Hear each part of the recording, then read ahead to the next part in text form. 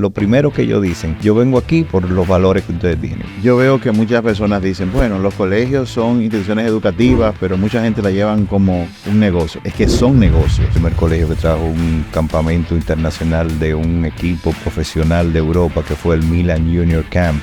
Dimos el paso a cambiar nuestra misión y nuestra visión para llevarlo a un colegio que tuviera un programa académico de calidad, que tuviera un programa de valores basados en principios bíblicos. ¿Cómo reaccionaron los padres que existían entonces? En ese momento nosotros tuvimos una baja de aproximadamente un 20%. Factor diferenciador, yo te diría que ahora mismo en nuestro caso está siendo el programa de valores basados en principios bíblicos. Los principios de Jorge Luis Peláez del éxito en los negocios, ¿cuáles serían? Trabajo, disciplina y...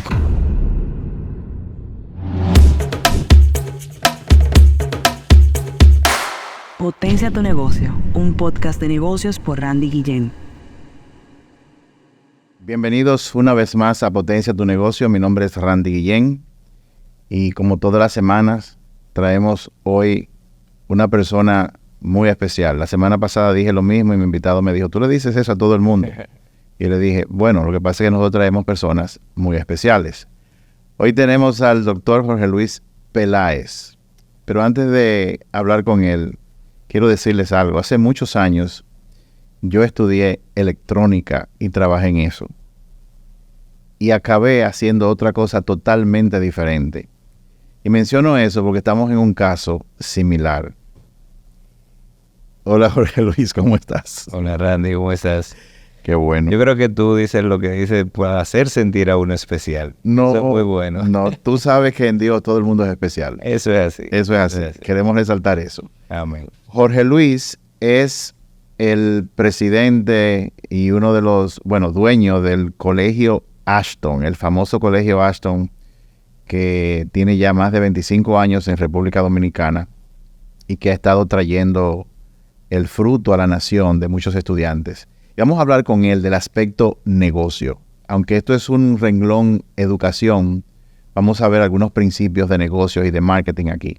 Jorge Luis, cuéntanos cómo empezó el Ashton, de dónde nace la idea. No, antes que eso, cuéntanos, ¿qué fue lo que tú estudiaste? Yo soy odontólogo de profesión. Por eso. Nada que ver, pero como son las cosas del Señor, tú piensas una cosa y Él te lleva por otra. Por otra, a donde Él tenga sus propósitos. Y al final lo que nosotros hemos tenido un corazón abierto a dejarnos llevar, a dejarnos guiar a donde el Señor nos lleve. Y por supuesto, aunque soy odontólogo de profesión, he tenido que hacer especialismos en áreas de negocio y en áreas de gestión de centros educativos, pero ya eso fue posterior por el tipo de negocio que ya estaba involucrado.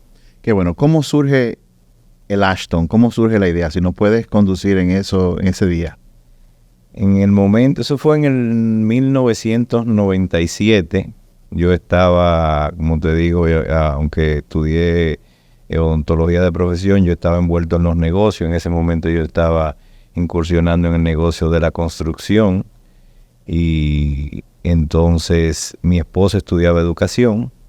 Había venido de Estados Unidos a vivir aquí al país. Nos conocimos, nos casamos en el 93 y entonces mi suegra es la que dice en un momento que por qué no poníamos un colegio.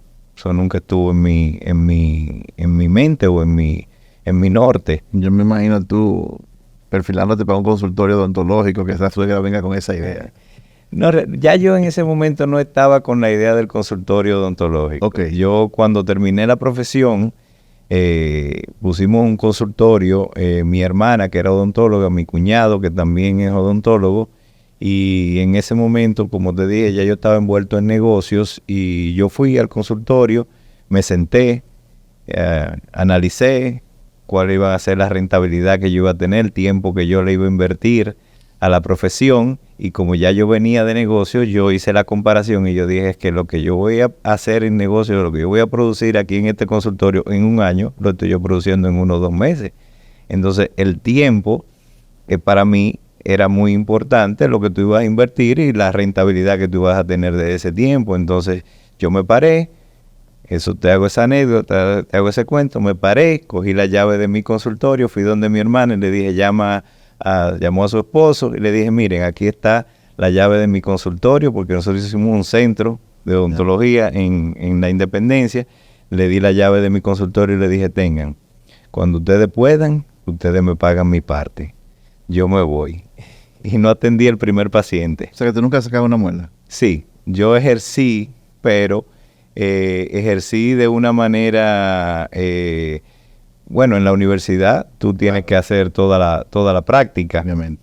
Pero antes de graduarme yo estuve ejerciendo en un consultorio de manera, o sea, yo ejercía los conocimientos que yo tenía, hacía profilaxia, hacía una serie de lo que le llaman operatorias, que son obturaciones dentales, que son cosas, vamos a decir, muy prácticas, pero no, ya luego de graduado en mi consultorio yo nunca ejercí. Entonces me fui al área de negocios, como te digo, y en ese momento, en el 97, volviendo a la pregunta original tuya, pues mi suegra me dice que por qué no ponemos un colegio. Yo le digo, bueno, ella me dice, pero tú estás trabajando en construcción, tú tienes la constructora, Mirna, mi esposa, está estudiando educación, y yo dije, bueno, vamos, déjame pensarlo, déjame ver.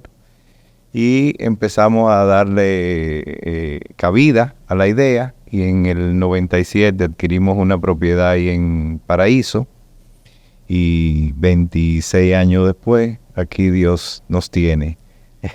Qué bueno. En el proceso de darle forma al colegio Ashton, ¿cuáles fueron las necesidades que ustedes vieron en ese momento en el mercado que lo llevaron a hacer al Ashton y no otro colegio, sino el Ashton con la particularidad que tiene? ¿Qué ustedes vieron en ese momento? Mira, en ese momento hubo otro ingrediente y era que la hermana o sea, la tía de mi esposa había sido directora en otro colegio, un colegio monolingüe en inglés, aquí en el país, y tenía la experiencia ya. Entonces eso nos motivó a nosotros en primer orden a pensar en un colegio que fuera monolingüe en inglés. Ok, primera necesidad, la necesidad de aprender en una sola lengua que no fuera el español. Exactamente. Y además en ese momento era, vamos a decir, una necesidad para un tipo de población que requería ese servicio, y estamos hablando hace 26 años, no es lo que ahora mismo ya... hay muchas instituciones que son en inglés, y surgió la idea inclusive con el mismo nombre del Ashton, que viene de Sylvia Ashton Warner, que es una educadora de Nueva Zelanda que educaba a las tribus Maori que hay en Nueva Zelanda, que hicieron mucha resistencia al programa educativo porque son muy culturales. Ya. Entonces tú no podías traerle un programa educativo ya sentado por un grupo de personas que se sentaron a hacerlo y llevarlo a una cultura indígena diferente, no había forma de hacerlo. Entonces esta educadora diseñó un programa donde, manteniendo su cultura, empezó a introducir los elementos académicos del programa de Nueva Zelanda. Entonces eso fue, vamos a decir, la inspiración en parte de nosotros de hacer un colegio dominicano en inglés, sin nosotros perder nuestra identidad y nuestra cultura. En nuestra institución nunca tú vas a oír cantar el himno americano, tú no vas a ver una bandera americana, al contrario, se resaltan los valores dominicanos. Nosotros tenemos la Semana Dominicana desde el inicio del colegio, se da historia dominicana, igual o con mayor énfasis que lo que es la historia norteamericana, que es lo que te trae el programa en inglés. Entonces, también el español, pero ya el español es parte de lo que te exige el ministerio cuando tú eres un colegio monolingüe, porque tú estás y es muy lógico que sea así, que tú tengas que dar español, porque tú tienes que educar en la parte gramatical al estudiante. Tú no vas a tener en República Dominicana unos estudiantes que no te sepan escribir en español. ¿Qué pasa? Entonces, hemos tratado de tener un programa fuerte también en español para que eso no suceda. Los estudiantes se puedan insertar tanto en una universidad en el extranjero como en una universidad local, porque no todas las familias tienen las condiciones a veces de enviar sus hijos a estudiar fuera. Cuando tú hablas de monolingüe, obviamente era una necesidad del mercado en esa época, porque habían, me imagino que empresarios extranjeros que venían aquí al país y necesitaban de una educación en inglés. Ujú. Muy bien. ¿Cómo ha evolucionado esa necesidad ahora? ¿Cómo ustedes las ven? O sea, me imagino que se ha aumentado porque el inglés es un idioma universal, pero ¿cómo ha cambiado el mercado de la educación antes comparado 26 años más tarde ahora mismo? ¿Cuáles son las diferencias más marcadas? Mira, yo creo que una de las ventajas que nosotros tenemos, las instituciones educativas, como te digo, monolingües en inglés, es que la mayoría, si no todas, nos hemos adherido a acreditadoras internacionales. Ok. Eso ha hecho que la calidad que nosotros estamos obligados a brindar, que no sea solamente dar la educación en un idioma diferente, como en este caso es el inglés, sino que la calidad que tenemos que tener está auditada por organismos que acreditan instituciones internacionales. ¿Cuáles son esas acreditaciones? ¿Cómo se llaman, si se recuerda? Hay varias acreditadoras. La que tiene mayor presencia aquí en el país ahora es Cognia, que era SACS anteriormente, luego pasó a llamarse otro nombre cuando se fusionó con otras acreditadoras en Estados Unidos, lo cual abarcan el 85% del territorio norteamericano, que pasó a llamarse Advanced Ed.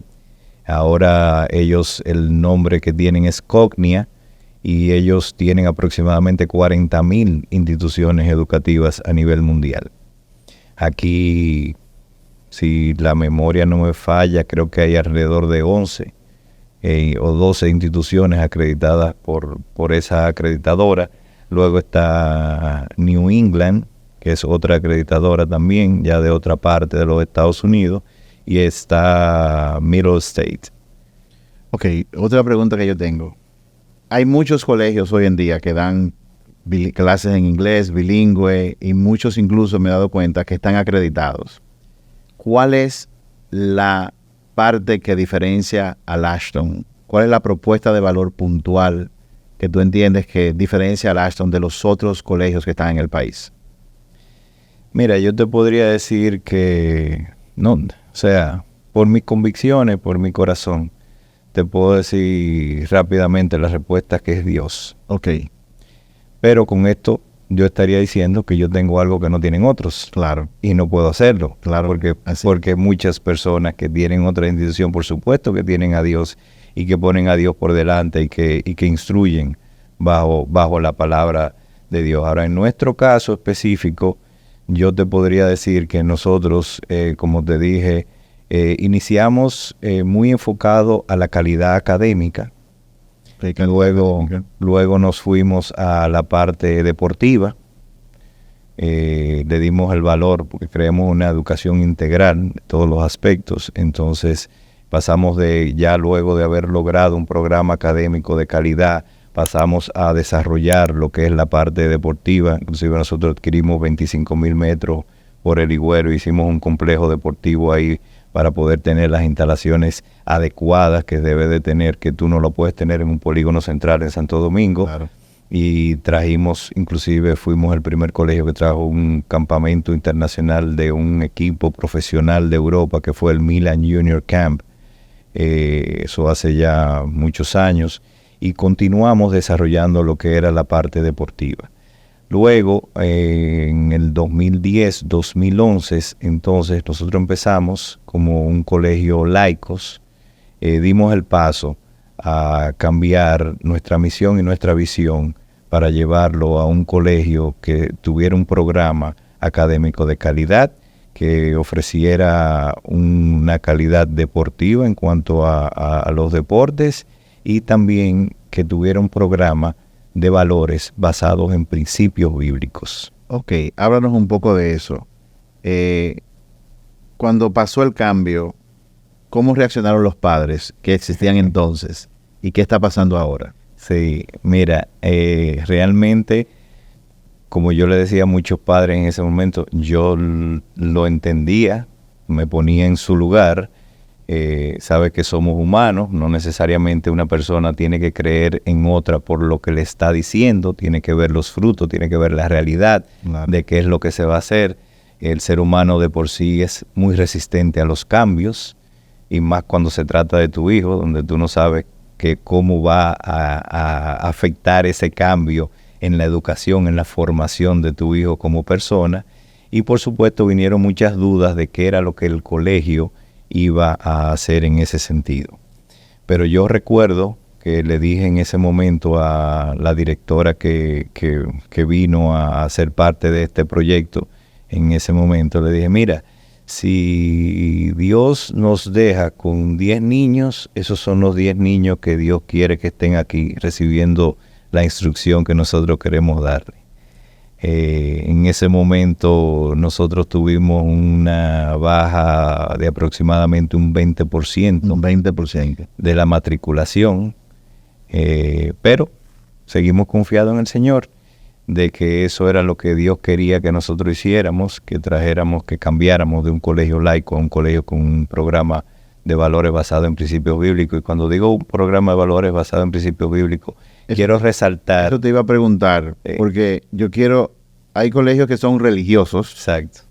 Y hay colegios que son basados en valores o principios bíblicos. Sí. ¿Cuál es la diferencia que ustedes han implementado? Mira, en el caso de nosotros, esto quiere decir que nosotros no pertenecemos a ninguna denominación religiosa, sino que es en base a lo que la palabra o la Biblia tiene en cuanto a valores, los cuales son valores eternos, porque Dios es eterno. Claro. La sociedad, todos los valores morales que ha tenido o que tiene la sociedad, los cuales ya quedan muy pocos, han venido de los valores y los principios bíblicos.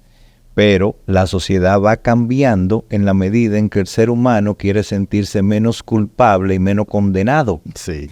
Entonces, esos valores morales va cambiando con la sociedad. Y nosotros dijimos, no es un programa de valores morales, es un programa basado en principios bíblicos que son eternos y son los mismos y son la base de la moralidad. Así es. Porque es la semilla que nosotros tenemos en nuestro ADN, por lo que Dios puso en ese momento de lo que es realmente el bien y el mal. Que nosotros querramos irnos hacia el mal y disfrazar un poco eso, cambiando esos valores en la sociedad, eso es otra cosa. Pero al irnos a los valores bíblicos o principios bíblicos, pues hay cosas que la sociedad ahora permite que bíblicamente realmente no son permitidas, y nosotros no es que la rechazamos a la persona o en ese sentido, pero sí mantenemos lo que dice la palabra. Muy bien. Entonces, eso yo te diría que es la diferencia, de que realmente nosotros somos un colegio abierto. Nosotros, nuestras familias, hay tienen gente católico, evangélico, judíos también. Nosotros somos abiertos. Lo único que las familias que vienen saben que a sus hijos se les va a hablar de principios bíblicos y se les va a hablar de Jesús como nuestro Salvador. Claro. Yo me imagino, ¿cómo es que una persona puede rechazar que a un hijo le enseñen sobre la honestidad, por ejemplo? Mira, no es que, Randy, déjame decirte algo, no es que rechacen eso, es que no saben, al traer el elemento espiritual, como hay tantas cosas en este mundo, y todas las religiones están dirigidas por hombre, aunque su esencia sea Dios, pero tú sabes que son interpretativas. Interpretativas, así es. Entonces depende de lo que tú interpretes y lo que tú vayas a instruir. Entonces hay una resistencia más que nada a qué es lo que tú vas a interpretar y qué es lo que tú le vas a decir a mi hijo. Entiendo. Entonces, como te dije, nosotros tuvimos esa baja, pero el tiempo yo decía que iba a dejar ver lo que realmente Dios había puesto en nuestro corazón y lo que nosotros íbamos a hacer. Y así ha sido. ¿Qué ha pasado ahora? O sea, la gente busca... Ahora es lo que buscan.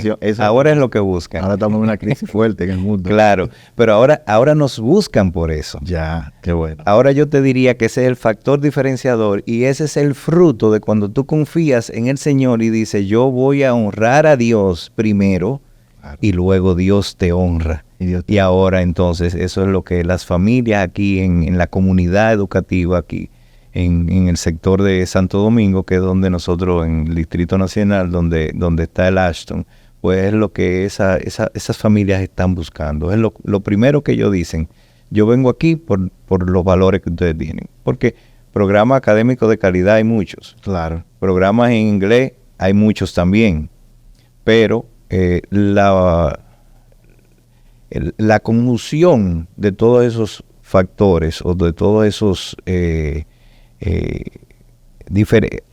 factor diferenciador, yo te diría que ahora mismo, en nuestro caso, está siendo el programa de valores basados en principios bíblicos, con lo que las personas están buscando. Yo veo que muchas personas dicen, bueno, los colegios son instituciones educativas, pero mucha gente la llevan como un negocio. Es que son negocios. Sí. Porque tiene que haber una dinámica donde lo que tú recibes de ingreso, más lo que tú gastas y todo eso, pues te da una ganancia. Pero qué bueno que sea de educación porque da un aporte muy especializado y de mucha necesidad. Ahora bien, en los negocios ocurre que muchas veces hay empresas que cambian la marca del producto, cambian la presentación, lo cambian de posición en un momento determinado. Me imagino que eso fue lo que sucedió, análogo a lo que estoy diciendo con ustedes, cuando dijeron, bueno, este colegio a partir de ahora va a ser un colegio basado en valores bíblicos. ¿Tú recuerdas alguna anécdota de algún padre de familia que al principio estuviera negado y que luego al ver los frutos dijo, wow, o que se haya ido y luego volviera? ¿Qué te llega a la mente? Cuéntanos una historia de eso. Por supuesto, sin mencionar nombres, por supuesto. No, claro, hubo de todo, pero yo recuerdo una familia que se reunió conmigo y en su momento de resistencia, cuando yo le explicaba todo esto, me dijo, es que eso no es lo que yo quiero para mi hijo. Yo educo espiritualmente a mi hijo en mi casa. Yo le pago a ustedes para que le den la parte académica. Yo no quiero que ustedes se involucren en eso. Y esa familia retiró sus hijos del colegio y 2 años o 3 años luego volvió. Ok, ¿ya se graduaron? ¿O todavía siguen ahí? Se graduaron. Ok, y al final, o sea... Al final valoró, pero es una resistencia natural. Nosotros tuvimos familias que volvieron, no solamente esa, varias familias volvieron.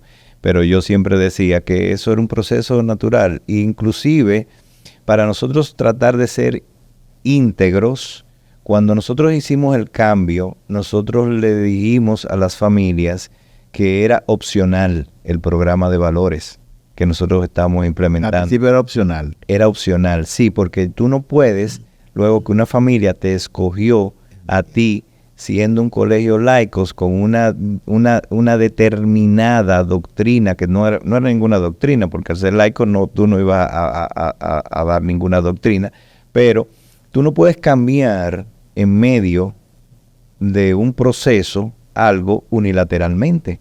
Entonces yo reuní a la familia, recuerdo una reunión que tuvimos un poquito complicada con todas las familias en el colegio. Wow. Y ¿Quién habló ahí, tú? Yo hablé. Ya. Tuve que salirme de mi área de confort, que no es estar expuesto, pero hablé ahí y le expliqué lo que íbamos a hacer. Y le dijimos que el programa de valores iba a ser opcional. Quiere decir que tú tenías la opción como padre de que tu hijo participara de eso o no, porque yo no te puedo cambiar las reglas de juego a mitad de camino. Claro. Entonces, claro, con el tiempo, las familias nuevas que iban entrando al colegio se les decía que ese era el programa, entonces ya esas familias venían con ese conocimiento y nosotros empezamos en los cursos más pequeños donde iniciaban el colegio ya implementando el programa de manera regular o como parte del programa, pero en los demás cursos era opcional. ¿Qué pasó? Como anécdota te doy, padres que tenían resistencia, como esa familia que te mencioné, me decían, no, mi hijo no va a ese programa, yo no quiero que esté. No hay problema, vamos a buscar otras alternativas y durante ese tiempo su hijo hacía otras actividades. Al final volvían y decían, yo quiero que esté, porque veían la diferencia. Ya. ¿Y cómo yo podía apreciar la diferencia si sus hijos no estaban? ¿De qué forma ellos podían apreciar esa diferencia? En el testimonio que daban los amigos que estaban en el programa. Muy importante. Y en la diferenciación que se estaba dando y cómo Dios estaba obrando. No estamos hablando de que tenían que ser religiosos, estamos hablando de un programa de valores. Entonces ellos veían que ahí le estaban en ese programa fomentando la honestidad basado en principios bíblicos a un determinado grupo de niños Y entonces decían, pero esto no está pasando con mi hijo y yo quiero que pase. Ya, qué bueno. Entonces, eso por decirte un caso de que podría ser una de las razones por las que ellos empezaron a valorar. Y llegó el momento en que, aunque era opcional, todos los estudiantes estaban tomando el programa de valores. Y ya, ahora mismo, ya sí es parte de nuestro currículo. Todo negocio, Jorge Luis, tiene que tener un componente de marketing. Muchos lo tienen de manera empírica y sin conocerlo. En pocas palabras, el proceso de dar a conocer hacia afuera el mercado, lo que tú ofreces, porque tú puedes tener el mejor servicio o producto y si la gente no lo conoce, pues no te sirve de nada. Me imagino que en el caso de Ashton, el mejor marketing que ustedes tienen son los frutos que salen, que son los estudiantes. En ese sentido, cuéntanos de alguna familia, el proceso de cómo ellos llegan al colegio porque vieron o fueron referidos por unos padres satisfechos o estudiantes satisfechos que tú puedas recordar. Sí, mira, ahorita tú dijiste algo que es muy importante y era de que los colegios son negocios. Tienen que ser negocios porque tienen que ser rentables, porque para tú poder dar una buena calidad educativa, tú tienes que hacer que el colegio sea rentable. De lo contrario, nadie se dedicaría entonces a la educación. No, y que no funcionaría como negocio. Entonces, para inclusive la estabilidad que tiene que tener una institución como esta, donde tú inscribes un hijo y tú estás esperando que tu hijo va a durar 12 años. O sea, tú estás yendo a un negocio donde tú vas a ser cliente obligado, vamos a decir obligado, porque tú tienes siempre la libertad de tener otras opciones y de quedarte o no quedarte, pero tú estás yendo a un negocio que tú quieres ser cliente por 12 años. Entonces, ese negocio tiene que ser rentable, tiene que ser estable y para eso tú tienes que tener un buen manejo de negocio. Bien, qué bueno. Entonces, en cuanto al marketing, nosotros como instituciones educativas siempre hemos estado claros que el mejor marketing son nuestros clientes. Muy bien. ¿Y cuáles son los clientes? Padres. ¿Son los padres o los hijos? Los padres. Ok. Los padres. Los hijos son los que reciben el servicio de la educación, pero realmente el padre es el cliente, que es quien toma realmente la decisión si el hijo está o no está. Entonces, en cualquier negocio, el que contrata el servicio es el cliente. Y en este caso, quien nos contrata el servicio es el padre. Ahora, el hijo es quien recibe el servicio de educación que nosotros damos. Entonces, yo te diría que en el caso de marketing, el mejor marketing es siempre tener en nuestro corazón hacer las cosas bien hechas, siempre buscar el camino de la mejoría y la calidad, y eso se refleja en los estudiantes y en la conformidad que tienen los padres, y por supuesto los padres entonces van a hablar bien del colegio porque están viendo un buen fruto. Y déjame decirte que es muy difícil complacer o tener satisfecho a los padres. ¿En qué sentido? En el sentido de que primero tú tienes su hijo, que es su tesoro preciado, y cualquier cosita, y más en esta época, que no es la época de antes, donde el profesor le decía algo al estudiante y el padre le reclamaba al estudiante. Ahora tú le dices algo al estudiante, el estudiante se lo dice al papá y el papá le viene a reclamar al profesor a ver qué pasó. Antes tú dabas por sentado que el que tenía el error era el estudiante. Ahora te da otra dinámica, vamos a decir. Pero eso es parte de los tiempos. Entonces, en el sentido del marketing, cuando tú tienes esos padres satisfechos porque ven el fruto de los estudiantes, ven el conocimiento, ven el comportamiento, pues por supuesto esos padres van a hablar bien del colegio. Y te voy a dar una anécdota. Que pasa mucho en los colegios, no en el Ashton, pasa en todos los colegios. Tú puedes estar en un cumpleaños que se da mucho esa dinámica, como son niños, un niño cumpleaños, invitas a los compañeritos, por supuesto, en esa cumpleaños, en esa actividad, se reúnen padres en una mesa y cuando tú te acercas, el colegio es un desastre. Para ellos. Porque están hablando del colegio, entonces como la dinámica que no, y tú viste lo que hizo el profesor, y tú viste lo que tal cosa, es como la dinámica. Ahora, ese papá se para de esa mesa, sale afuera o se va a otro lugar que no es esa mesa y se encuentra con un amigo que tiene el hijo en otro colegio y cambia totalmente El discurso. el discurso. Ya. El mejor colegio Es es el el de de mi hijo. Ahí todo es bueno. Si está satisfecho, Si estás satisfecho. por supuesto. Porque si no, se da lo contrario. Va a llevar eso mismo a la otra persona. Pero esa dinámica se da mucho, te lo digo como... Es parte de la naturaleza del ser humano quejarse. Siempre. Bueno, o ver tal vez a veces más cosas mínimas negativas que lo positivo en general. Pero esa es una dinámica, te digo esa anécdota de una dinámica que se da normalmente, pero el padre satisfecho, como te digo, es el que realmente te hace el mejor marketing en una institución educativa y ese es el compromiso de nosotros. Jorge, a nivel de negocio, ¿cuál ha sido el reto más grande o los retos más grandes que tú has enfrentado en estos 26 años a nivel de negocio? ¿Y cómo tú saliste de ellos? Y cuando te pregunto cómo tú saliste de ellos, me gustaría que tú nos contaras alguna anécdota, alguna historia y los principios que te ayudaron a salir y a superar esos retos. Sí. Mira, yo te diría que el principal reto que nosotros hemos tenido o que tuvimos, ya gracias a Dios no estamos en ese punto, aunque siempre lo estaremos en cierto modo, es la competitividad. Porque nosotros entramos, aunque fue hace 25 o 26 años ya, a competir con unas instituciones educativas que tenían 50 años, Wow. 80 años, 30 años, a lograr dar el mismo programa de calidad y las mismas condiciones con instituciones que ya nos llevaban 50 años. No es lo mismo. No es lo mismo. Con capital muy, muy, muy limitado. Porque nosotros el único capital que teníamos era, yo tenía una casa, la cual hipotequé para poder comprar la propiedad original donde está el colegio. Mi esposa cuando nos casamos tenía un apartamento y ese apartamento lo teníamos alquilado porque vivíamos ya en nuestra casa. Vendimos ese apartamento a través de familiares, tíos, mi madre, que tenían dinero a plazo fijo. Yo los convencí que yo le iba a pagar el interés que le estaba pagando el plazo fijo, pero para que el dinero lo tuviera Mr. Banco, para no decir un nombre. Ya. Que yo le iba a hacer la función que hace un banco, que es lo mismo. Y le tomé ese dinero prestado, compramos la propiedad, empezamos con un capital muy, muy, muy reducido para la operatividad.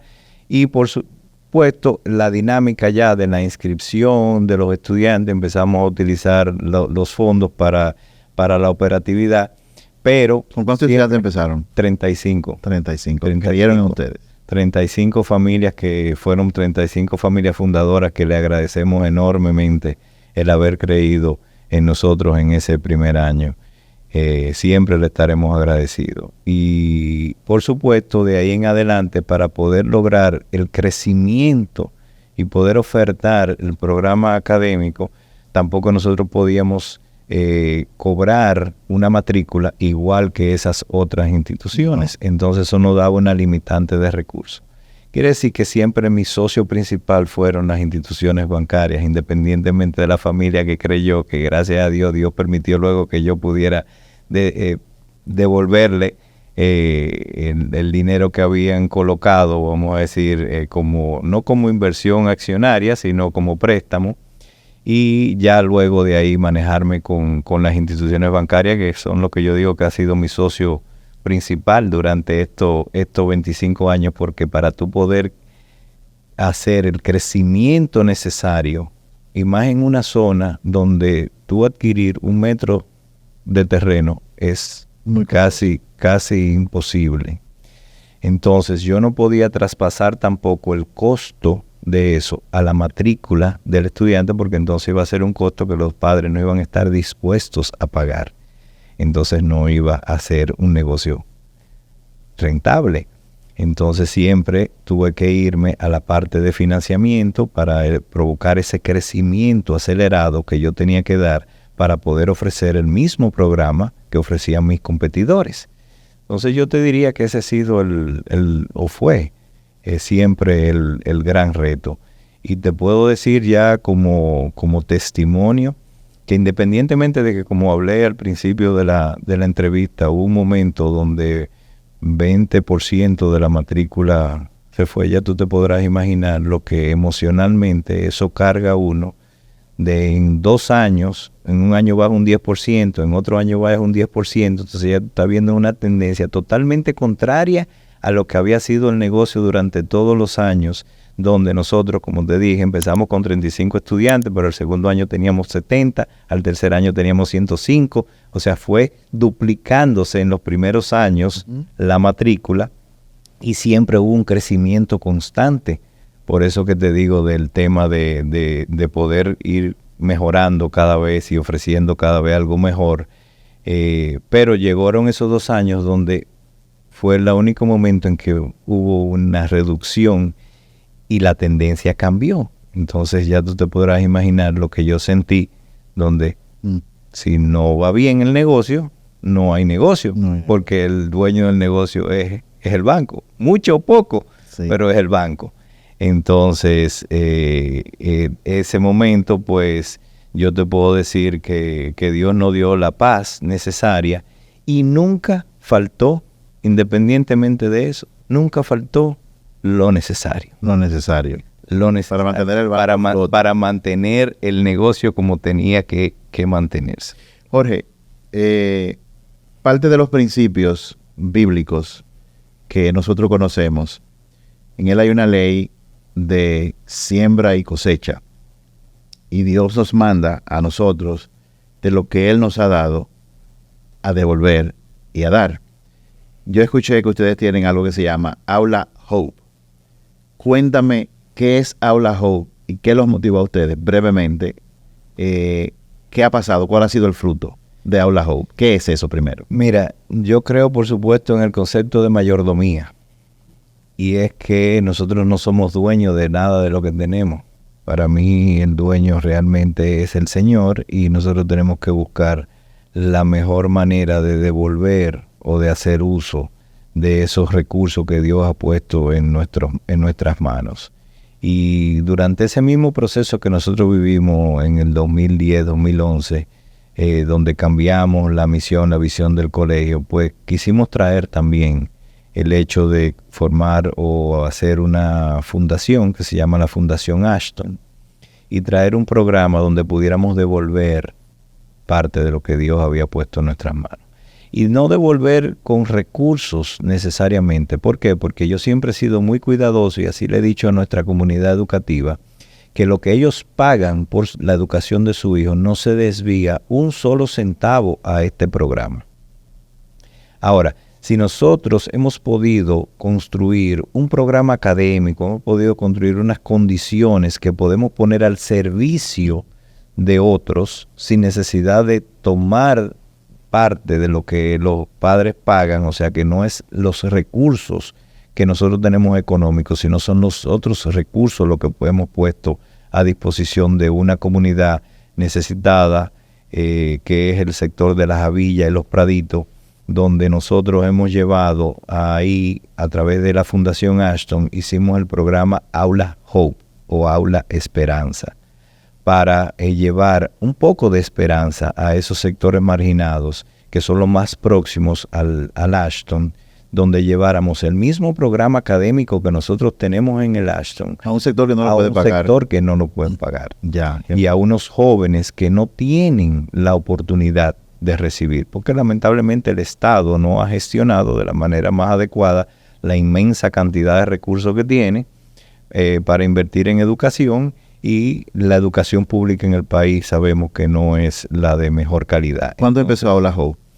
Empezó en el 2011, creo que fue hace ya 12 años. Ya, entonces, ¿ya graduaron o están a punto de graduar? No, están en 10º porque empezamos en prekinder. Ya, o sea que tenemos gente ya que están en lo que se conoce como secundaria o bachillerato, sí, que están a punto de... Están en 2 años y medio, ya se estarán graduando. Nosotros tomamos esos niños de 4 años, wow, porque el Aula Hope funciona como un aula que ese mismo grupo de niños va pasando de grado, pero es una sola aula. Nosotros íbamos a empezar con un aula con 20 niños, pero la demanda fue tanta, tuvimos 100 y pico de solicitudes. Nosotros nos acercamos a ese sector a los sacerdotes, a los pastores, a los líderes comunitarios, para que niños de 4 años, familia con niños de 4 años, lo trajeran para hacer el proceso de evaluación, de entrevista con los padres, para saber el compromiso que iban a tener los padres de durar 14 años en el programa, que no era una familia que vivía cambiando de sector y que iba